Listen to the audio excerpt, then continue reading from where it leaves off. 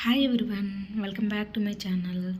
So ఈరోజు మన video ఏంటంటే గులాబీ కొమ్మలతో మొక్కను ఎలా పెంచుకోవాలో వీడియో అనమాట. సో చూసారు కదా, ఆకులు అయితే మళ్ళీ వచ్చినాయి. నేనైతే ఫస్ట్ ఒక మొక్క పెట్టి ట్రై చేశాను. సో చూసారు కదా, ఆ మొక్క అయితే ఎంత బాగా పెరిగిందో.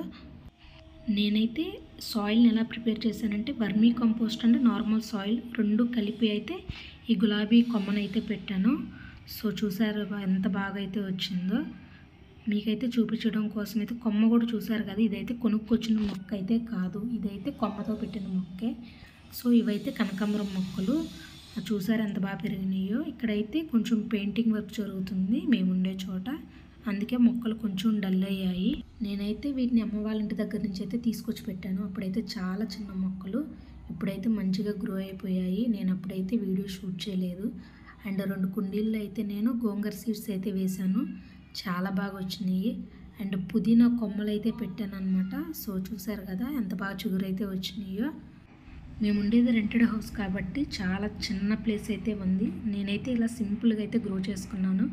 మీకు కానీ నచ్చితే ఒక లైక్ చేయండి, సబ్స్క్రైబ్ చేసి కామెంట్ చేయడం మాత్రం మర్చిపోకండి.